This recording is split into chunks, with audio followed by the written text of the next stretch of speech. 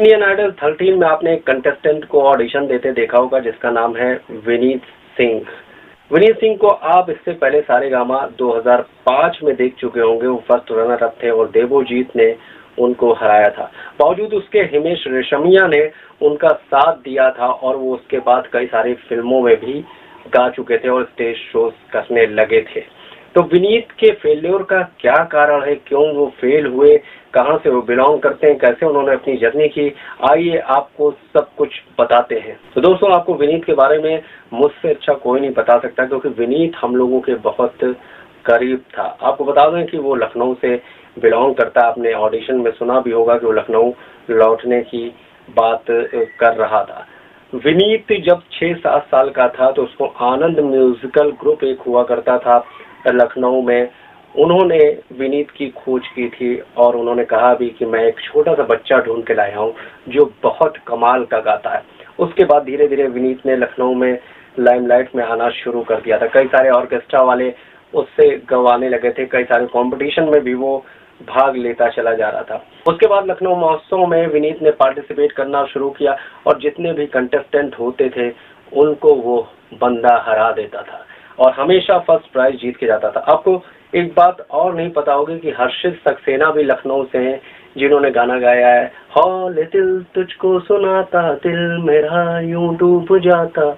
ये गाना हर्षित ने गाया। तो हर्षित और विनीत दोनों लखनऊ महोत्सव में साथ में पार्टिसिपेट करते थे, लेकिन हमेशा विनीत फर्स्ट प्राइज उठा ले जाते थे और वहीं से विनीत का हौसला बढ़ना बहुत शुरू हो गया था क्योंकि पूरे शहर ने उनकी वाहवाही करनी शुरू कर दी थी। तभी 2005 में सारेगामा का ऑडिशन लखनऊ आया और विनीत ने अपनी किस्मत आजमाई और इत्तेफाक से विनीत का सारेगामा में सिलेक्शन भी हो गया। उसके बाद फर्स्ट राउंड में विनीत मुंबई गए और फर्स्ट राउंड भी वहां पर क्लियर कर लिया। विनीत धीरे धीरे करके लोगों की नजरों में चढ़ते चले जा रहे थे। सारेगामा में उन्हें बहुत सारे लोग बहुत ज्यादा पसंद करने लगे थे। लोग ये अनुमान भी लगा रहे थे कि विनीत ही कंपटीशन जीतेंगे, लेकिन इत्तेफाक से देवोजीत ने वो कंपटीशन जीता था। उसके बाद 2009 में भी विनीत महामुकाबला में आए। हिमेश रेशमिया उसी समय विनीत का बहुत साथ दे रहे थे। आपको याद होगा वो बार बार कहते थे कि मुझे इसके घर में रोटी चाहिए, तो उन्होंने साथ दिया भी। उसको फॉरेन में स्टेज प्रोग्राम्स कराने लगे, उसके साथ साथ फिल्मों में भी गवाया, राम रतन धन पायो में भी उसने गाना गाया। तो विनीत की एज चूंकि उस समय बहुत कम थी, वो मेरे ख्याल से 17-18 साल के रहे होंगे, तो एकदम से उनको सफलता मिल गई और वो नशा सर पर चढ़ के बोलने लगा। विनीत ने छोटे प्रोड्यूसर का काम करना मना करना शुरू कर दिया। उन्होंने कहा हम ये नहीं गाएंगे, हम वो नहीं गाएंगे, मुझे नेक्स्ट लेवल की गायकी करनी है। क्योंकि नेहा कक्कड़ और विनीत ने एक साथ शुरुआत की थी और नेहा उस समय बहुत बड़ी सिंगर बन चुकी थी और अभी भी इंडिया की बहुत बड़ी सिंगर हो चुकी है। तभी आपने देखा होगा कि इंडियन आइडल के उस एपिसोड में नेहा उनको देखकर सरप्राइज हो गई थी और उन्होंने जजमेंट करने से मना कर दिया था कि मैं जजमेंट नहीं करूंगी। लेकिन विनीत को अभी समझ में आ चुका, तो विनीत ने कहा कि नहीं, मुझे कोई भी सिंपैथी नहीं चाहिए और मुझे एज ए कंटेस्टेंट आप ट्रीट करिए।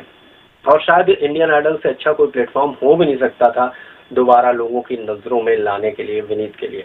तो जब विनीत के पास पैसा आने लगा तो उन्होंने फ्लैट खरीदा, गाड़ियां खरीदी और उसके बाद वो पार्टीज में लिप्त हो गए, अल्कोहल लेने लगे, स्मोकिंग करने लगे, देर रात तक पार्टीज करते थे, काम की तरफ ध्यान देना बंद कर दिया था। और तभी आ गया कोरोना और कोरोना के टाइम पर विनीत किसी से बात नहीं करते थे क्योंकि तब तक वो फेल्योर होना शुरू हो चुके थे। तो उन्होंने अपनी माताजी को फोन मिलाया और उन्होंने कहा कि माताजी मैं लखनऊ वापस आना चाहता हूँ।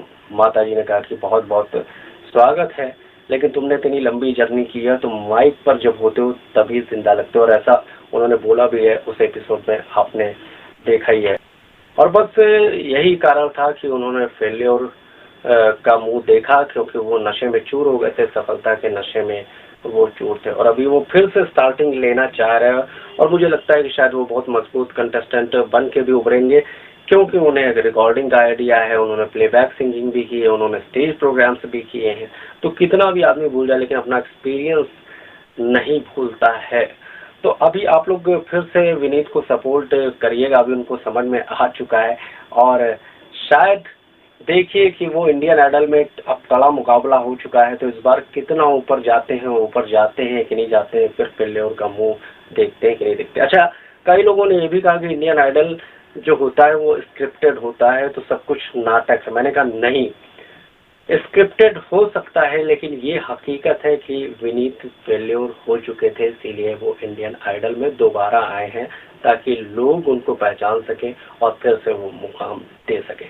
और अगर आप और कुछ भी जानना चाहते हैं तो आप कमेंट में हमसे पूछ सकते हैं, हमसे बात कर सकते हैं। फिलहाल आपको हमारा ये वीडियो अच्छा लगा हो तो आप मेरा चैनल कपिल से क्रिएटिव अड्डा लाइक, शेयर और सब्सक्राइब करना बिल्कुल भी मत भूलिएगा। मैं ऐसी जानकारी आपके लिए लेकर आता रहता हूँ। नीचे लाल कलर का बटन दिया है, आप उसे दबाकर सब्सक्राइब कर सकते हैं। तब तक के लिए जय हिंद।